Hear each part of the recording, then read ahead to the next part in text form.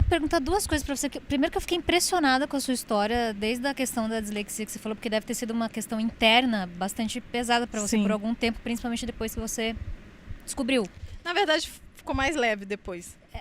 Você explicou muita coisa. Você descobrir, você deve ter sentido muita pressão inteira, tipo, mas por que eu não consigo? Alguma coisa assim. E aí, entendendo que você tinha uma questão ali que poderia te fazer um pouco diferente da maioria, você se vê de frente com uma pancada de oportunidade que não necessariamente dependeria da sua capacidade de aprender dessa que a dislexia dá, por exemplo, de ler alguma coisa ou de fazer conta. Como é que foi para você desenvolver essas habilidades? E eu queria saber se tem algum desses vários trabalhos que você faz, se tem algum preferido. Ah, tá. Só explicando a dislexia um pouquinho para quem está ouvindo conseguir entender, né? Geralmente quem tem dislexia é como se o cérebro pegasse caminhos diferentes para chegar à mesma conclusão. Então, um dos grandes,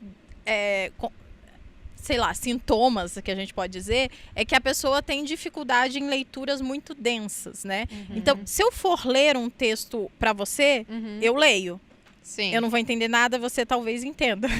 Mas eu não entendo, porque eu preciso de mais concentração para poder entender. Inclusive, depois que eu descobri a dislexia, eu falei, caramba, ler me ajuda muito. Sim. Eu preciso ler qualquer coisa. O que eu vou ler, né? O Bruno, meu marido, e aí você falou, né? Eu sempre comparei, né? Sempre acabei sendo comparada. Eu sou casada com uma das pessoas mais inteligentes que eu conheço. E a segunda pessoa mais... Enciclopédia ambulante. É maravilhoso que a cada conversa tem uma citação de alguma coisa. Exatamente, em casa não é diferente. E o meu irmão, que eu conheci o Bruno exatamente pelo meu irmão, eles eram militares juntos, é uma das pessoas mais inteligentes que eu conheço. Então eu cresci com a pessoa inteligentíssima para ser comparada, né? O meu irmão nunca estudou para nada, sempre tirou 10 em tudo. E é isso aí, eu sempre estudei pra caramba, sempre tirei 7. Sim. E fui passando, tá bom, entendeu? Malu. Não, mas eu sempre me virei bem, entendeu? 7 tá ótimo. Eu era boa da gambiarra também, né? Dava uma... Olha, eu não tinha dislexia talento. e não chegava no 7. Em algumas eu ficava de recuperação. E aí eu eu falei, putz, tem que ler, né? O Bruno tá lendo Toy Story, um monte de coisa complexa. O que vão achar de mim de lendo umas coisas nada a ver? Eu falei, foda-se. Ai, pode falar palavrão? Eu falo bastante palavrão. Depois que eu já falei uns 5, aí eu pergunto isso.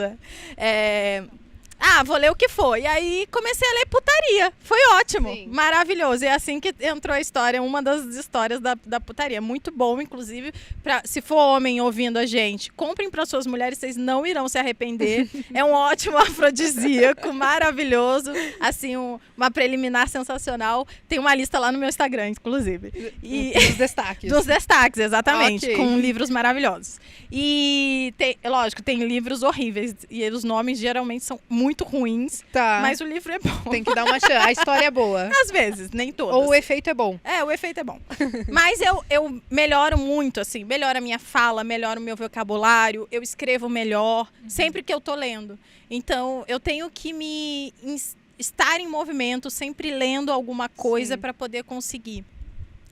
E, como eu disse, né, é como se o meu cérebro pegasse caminhos diferentes para chegar a outras soluções, ou as mesmas soluções. E o mais louco é que, enquanto ele pega caminhos diferentes, geralmente ele acha soluções melhores, às vezes. Sim. Então, não é só desvantagem.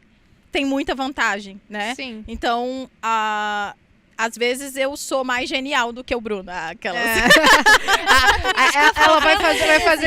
faz o recorte e joga lá no Instagram. Louca, né? Se achando. Mas dizem que os grandes CEOs do mundo são disléxicos. Sim.